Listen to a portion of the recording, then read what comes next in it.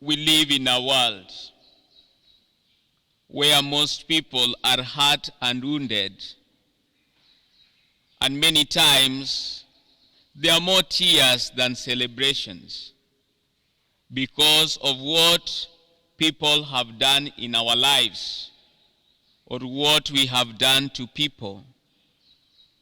And each and every one in the world today is struggling with unforgiveness because there is nobody without enemies. But today God is telling us to handle our enemies like David. To handle our enemies like David. David has done nothing to Saul. In fact, he saved the reign of Saul by killing Goliath and actually defeating the Philistines. Saul, out of envy, decides to pursue David. And on this particular day, he goes to relieve himself in a cave where David was hiding. David had all the opportunity to finish Saul, who was pursuing him with 3,000 soldiers, but he refused. He decided to hand over Saul to God. And as a result, David later was blessed in a very special way. Me and you who are in this church today, we need to choose to be David and forgive and pray for the grace to forgive. Forgiveness is an attribute of God, not human. And let us not lie to ourselves that we can forgive unless God gives us the grace to forgive. And that's why we need to pray always for the grace to forgive. When we get the grace to forgive, the following 5 things happen in our lives. Forgiveness releases our prayer for divine destiny. Our prayer begins to work when we forgive. Forgiveness gives God a chance to take over our battles. God cannot take over and vindicate what we still hold. And therefore, forgiveness gives God a chance. Third, forgiveness gives the one who is wrong another chance to live. It is very, very important because people are not equivalent to their mistakes. And sometimes when we give them time, they become the best of our lives. Forgiveness releases the grace, the glory of God, and we begin to rise and shine when we forgive. Could be there are things in our lives that have not happened because we are still holding grudges.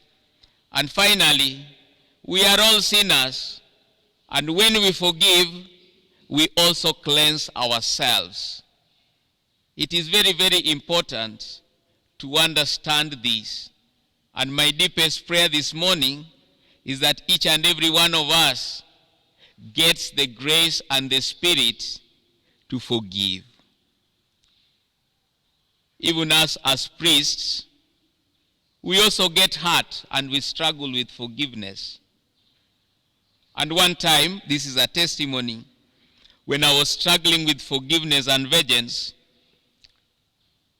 this is a reflection that came in my mind. You know very well, I like walking up the mountains.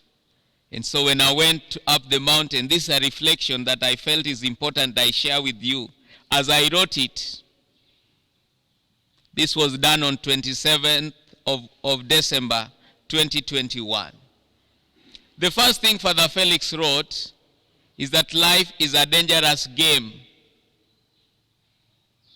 Secondly, our enemies are part of our victories that we cannot do without, because there is no victory without an opponent.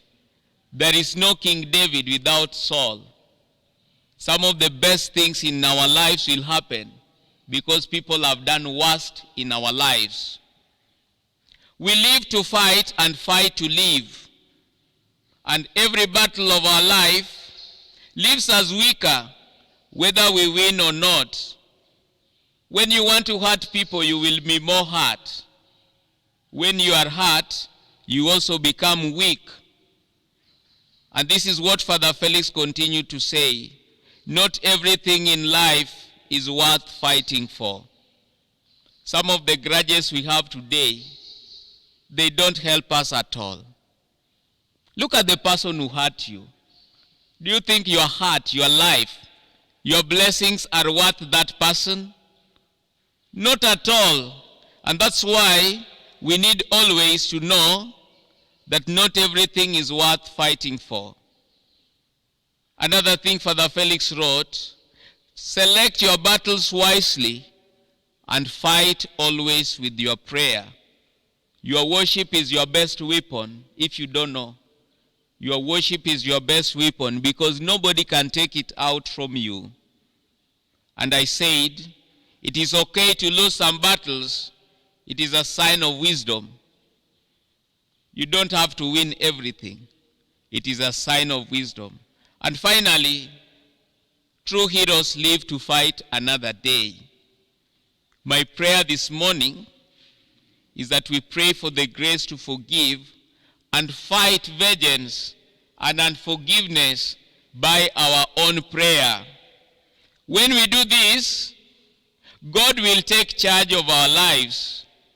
And when God takes charge of our lives, we will receive grace, we will receive glory, we will receive power, we will prosper, we will be blessed, we will grow.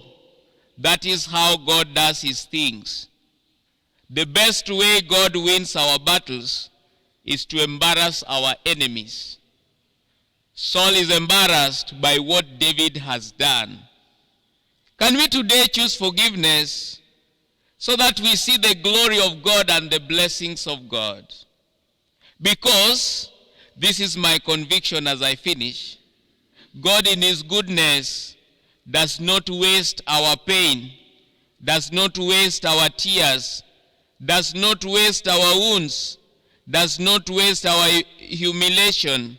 He uses them for the glory of his name. And that is why we need to look at the cross. God never wasted anything that Christ underwent. Pilate condemned him. Judas betrayed him. The people killed him.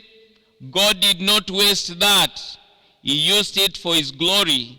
Don't think by forgiving you are wasting something.